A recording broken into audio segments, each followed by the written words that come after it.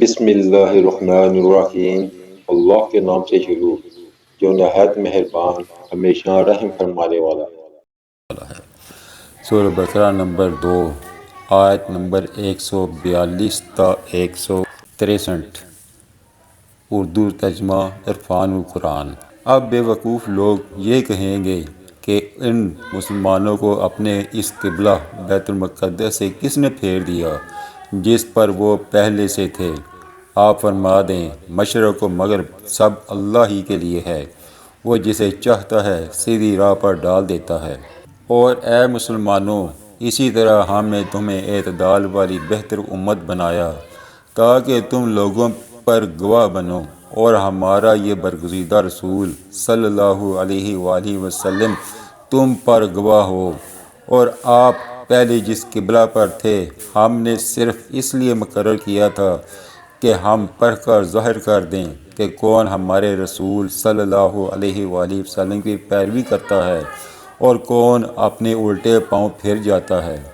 اور بے شک یہ قبلہ کا بدلنا بڑی بھاری بات تھی، مگر ان پر نہیں جنہیں اللہ نے ہدایت و معرفت سے نوازا۔ اور اللہ کی یہ شان نہیں کہ تمہارا ایمان یوں ہی ضائع کر دے، بے شک اللہ لوگوں پر بڑی شفقت فرمانے والا ہے۔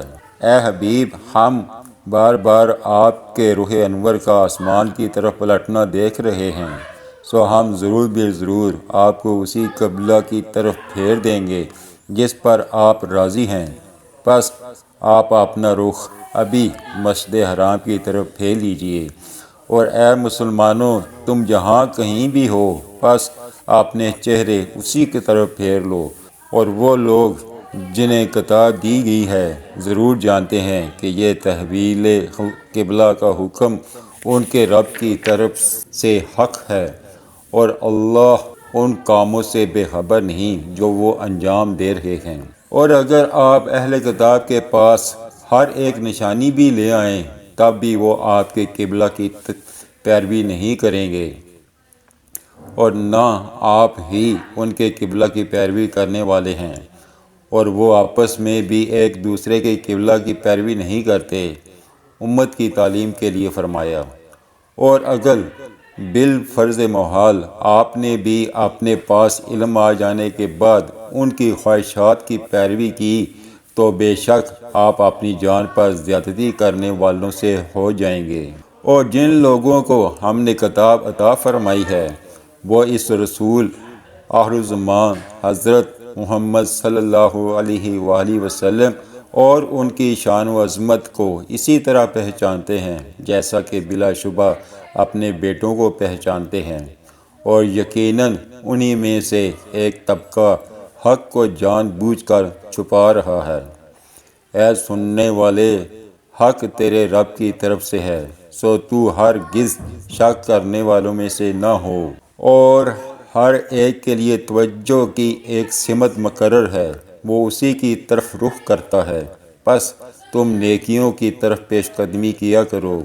تم جہاں کہیں بھی ہوگے اللہ تم سب کو جمع کر دے گا، بے شک اللہ ہر چیز پر خوب قادر ہے۔ اور تم جدھر سے بھی سفر پر نکلو اپنا چہرہ نماز کے وقت مسجد حرام کی طرف پھیر لو، اور اے مسلمانوں تم جہاں کہیں بھی ہو سو اپنے چہرے اسی کی سمت پھیر دیا کرو تاکہ لوگوں کے پاس تم پر اعتراض کرنے کی گنجائش نہ رہے، سوائے ان لوگوں کے جو ان میں حد سے بڑھنے والے ہیں۔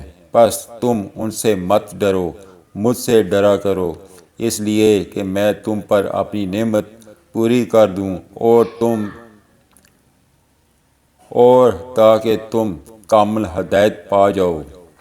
اسی طرح ہم نے تمہارے اندر تمہیں میں سے اپنا رسول بھیجا جو تم پر ہماری آیتیں تلاوت فرماتا ہے اور تمہیں نفساً و قلباً پاک صاف کرتا ہے، اور تمہیں کتاب کی تعلیم دیتا ہے اور حکمت اور دانائی سکھاتا ہے، اور تمہیں وہ اسرار معرفت و حقیقت سکھاتا ہے جو تم نہ جانتے تھے۔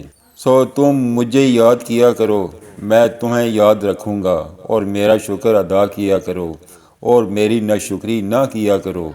اے ایمان والو، صبر اور نماز کے ذریعے مجھ سے مدد چاہا کرو، یقیناً اللہ صبر کرنے والوں کے ساتھ ہوتا ہے۔ اور جو لوگ اللہ کی راہ میں مارے جائیں انہیں مت کہا کرو کہ یہ مردہ ہیں، وہ مردہ نہیں بلکہ زندہ ہیں، لیکن تمہیں ان کی زندگی کا شعور نہیں۔ اور ہم ضرور بھی ضرور تمہیں آزمائیں گے، کچھ خوف اور بھوک سے، اور کچھ مالوں اور جانوں اور پھلوں کے نقصان سے، اور اے حبیب آپ ان صبر کرنے والوں کو خوشخبری سنا دیں جن پر کوئی مصیبت پڑتی ہے تو کہتے ہیں بے شک ہم بھی اللہ ہی کا مال ہیں اور ہم بھی اسی کی طرف پلٹ کر جانے والے ہیں۔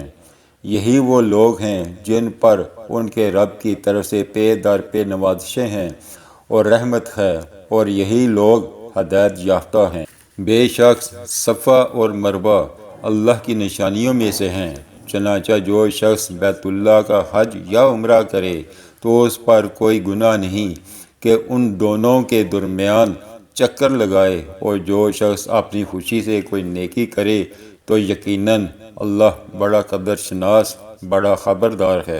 بے شک جو لوگ ہماری نازل کردہ کھلی نشانیوں اور ہدایت کو چھپاتے ہیں اس کے بعد کہ ہم نے اسے لوگوں کے لیے اپنی کتاب میں واضح کر دیا ہے، تو انہی لوگوں پر اللہ لعنت بھیجتا ہے، یعنی انہیں اپنی رحمت سے دور کرتا ہے، اور لعنت بھیجنے والے بھی ان پر لعنت بھیجتے ہیں۔ مگر جو لوگ توبہ کر لیں اور اپنی اصلاح کر لیں اور حق کو ظاہر کر دیں تو میں بھی انہیں معاف فرما دوں گا، اور میں بڑا ہی توبہ قبول کرنے والا مہربان۔